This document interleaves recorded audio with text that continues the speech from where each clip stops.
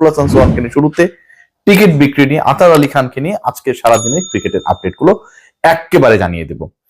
Interesting part যেটা, আজকে অদম্য টি-20 কাপে 19তম ওভারে যখন নুরুল হাসান সোহানের দল ব্যাট করছিল, শুরুর আগ পর্যন্ত 2 ওভারে প্রয়োজন ছিল 33 রান।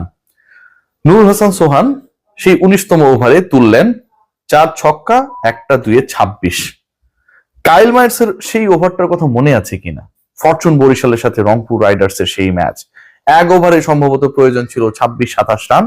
নুরুল হাসান সোহান শেষ ওভারে, ওই লাস্ট ওভারে কাইল মায়ার্সের 30 রান তুলেছিলেন। আজকে তুললেন 26।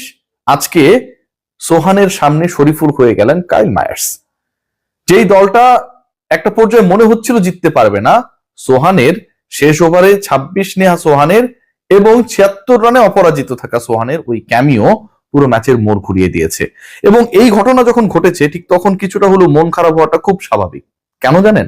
রাত পোহালেই টি-20 বিশ্বকাপ শুরু হচ্ছে।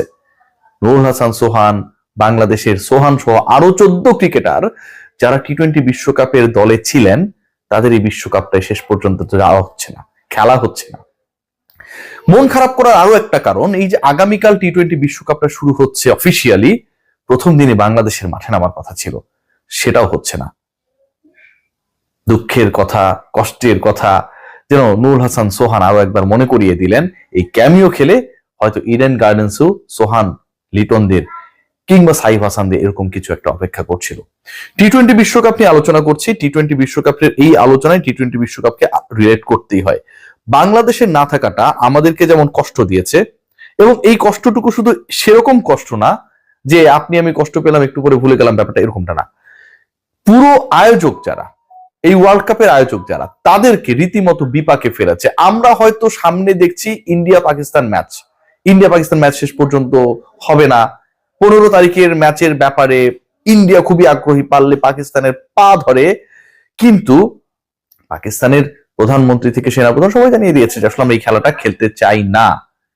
সেই ম্যাচের আড়ালে যে কত লসের মধ্যে রয়েছে আইসিসি, জাস্ট একটা স্ট্যাট দিলে আপনারা দেখতে পাবেন।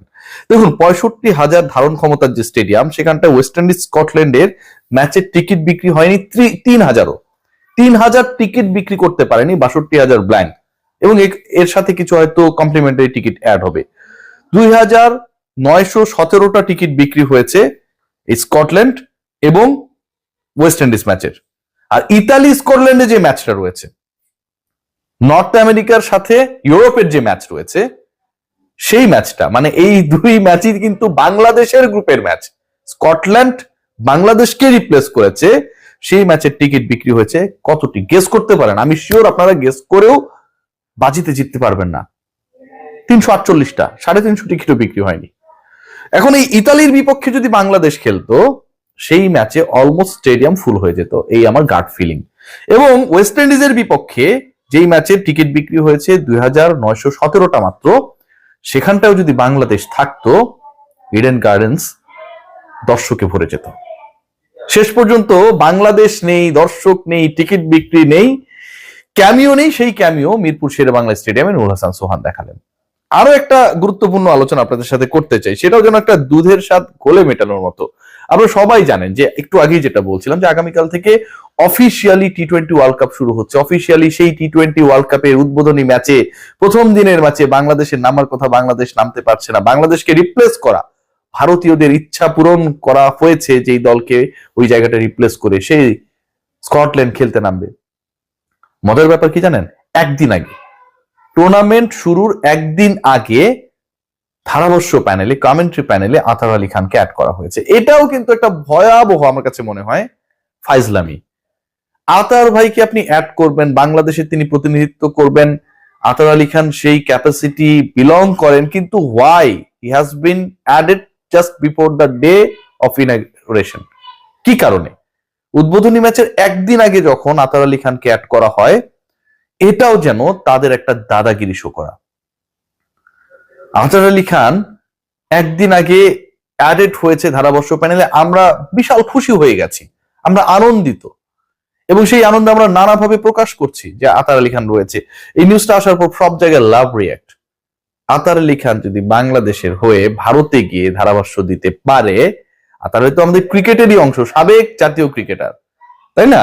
বাংলাদেশের আন্তর্জাতিক ক্রিকেটের প্রথম ম্যান অফ দ্য ম্যাচ আতার আলী খান যদি, আবারও বলছি, ধারাবর্ষ জিতে বাংলাদেশের প্রতিনিধিত্ব করে যেতে পারে, সেক্ষেত্রে তার ভিসা কিংবা তার যাওয়া নিয়ে যদি কোনো প্রতিক্রিয়া নেগেটিভিটি না থাকে, তাহলে জাতীয় দল কেন খেলতে পারলো না? কন্ট্রাডিক্টরি কিনা ব্যাপারটা? You are very much happy with the presence of mister Athar Ali Khan in the comment box, এবং সেটাও কত অপমান করে তাকে নেওয়া হয়েছে just before the day of the tournament. সেখানটায় আমরা ব্যাপক হ্যাপি যে Athar Ali Khan is going to be the part of the commentary panel. একদিন আগে মাত্র তাকে নেওয়া হয়েছে উদ্বোধনী অনুষ্ঠান বা বিশ্বকাপ শুরুর। ভয়াবহ অপমানজনক, কিন্তু আমরা হ্যাপি। অথচ আমরা যোগ্যতা দিয়ে, দক্ষতা দিয়ে কোয়ালিফাই করার পরে নিজেরা নিজেদেরকে বিশ্বকাপ থেকে সরিয়ে নিলাম। সেখানটায় যদি বাংলাদেশ দল খেলতো, খেলানোর ব্যাপারে যদি বাংলাদেশ ক্রিকেট বোর্ডে প্রপার ডিপ্লোমেসি থাকতো, সেটা যদি সাকসেসফুল হতে পারতো আমিনুল ইসলাম বুলবুলের বিতর্কিত বোর্ড, তখন আবার আমরা আনহ্যাপি হয়ে যেতাম। এটার ব্যাখ্যাটা কি? I have no idea. End of the day বিশ্বকাপের প্রভাব সব জায়গায় পড়েছে। অদম্য টি-20 কাপ দিয়ে আপনি যতই দুধের স্বাদ ঘোলের দিয়ে মেটানোর চেষ্টা করেন না কেন, ঘোলের স্বাদ তো ঘোলের মতোই, সেই স্বাদ মিটবে না। নুরুল হাসান সোহানের সেই ইনিংসটা যদি আজকে মিরপুরে না হয়ে বিশ্বকাপে হতো, হতেই পারতো। এই চেজটা যদি বিশ্বকাপে হতো, এই চেজের ফলে বাংলাদেশ যদি ওয়েস্ট ইন্ডিজকে, স্কটল্যান্ডের পরিবর্তে বাংলাদেশ এখন বাদ পড়ে গেছে, কিংবা অন্য কোনো একটা দলকে হারাতে পারতো, ব্যাপারটা অন্যরকম হতে পারতো। আজকে সেটা হয় নাই, দুঃখজনক। সো আতার আলী খান ভারতে যাচ্ছে ধারাবর্ষ দিতে, আমরা খুবই হ্যাপি। সৈকত ভাই আম্পায়ারিং করবে, আমরা খুবই হ্যাপি। হ্যাপি হওয়ার মতোই, কিন্তু বাংলাদেশ দল খেলবে না, এটাতে আবার আমরা হ্যাপি। সো এটা কেমন ক্যারেক্টার হলো? আমি যদি ইন্ডিয়াকে বয়কট করি, আমার তো কেউই ইন্ডিয়া থাকবে না, অথবা ইন্ডিয়া যেই যাক না কেন তাকেই আমার ভালো লাগবে না। তার জন্য হ্যাপি হওয়ার কোনো কারণ নেই। যে আমাকে, আমার ডিগনিটিকে প্রশ্নবিদ্ধ করেছে, তার জন্য আমি কেন হ্যাপি হব? কিন্তু আমি আতার ভাইয়ের জন্য, সৈকত ভাইদের জন্য হ্যাপি, আবার একই সাথে বাংলাদেশ দল খেলতে যাবে সেটা মানতে আমি আনহ্যাপি। কন্ট্রাডিক্ট করে না? করে তো। বাংলাদেশ দল বিশ্বকাপে থাকতে পারতো প্রপার ওয়েতে যদি আমাদের নেগোসিয়েশনটা হতো, হয়তো এই 7 তারিখের ম্যাচটাই বাংলাদেশ কলম্বোতে খেলতো, শ্রীলঙ্কার মাটিতে খেলতো, ভারতের মাটিতে না খেলেই বাংলাদেশ বিশ্বকাপে অংশগ্রহণ করত। অনেক কিছুই হলো না, অনেক কিছুই হওয়ার ছিল। এন্ড অফ দ্য ডে আমরা আসলে কোনটাতে হ্যাপি, কোনটাতে unhappy, we have no idea. Nurul Hasan সোহানের 6 বলে 26 রান, 4টা ছক্কা, শেষ ওভারে আগেই ইকুয়েশন মিলিয়ে দেয়া, এটা মিরপুর স্টেডিয়ামে না হয়ে আগামীকাল যদি ইডেন গার্ডেন্সে কোনো একটা প্রতিপক্ষের বিপক্ষে হতো, বাংলাদেশ যদি বিশ্বকাপটাই থাকতো, আমার কাছে মনে হয় আমাদের জয়টা, আমাদের মানসিক জয়, আমাদের শৈল্পিক জয়, আমাদের ক্রিকেটের জয়টা আরো দারুণভাবে হতে পারতো। সবাই ভালো থাকবেন।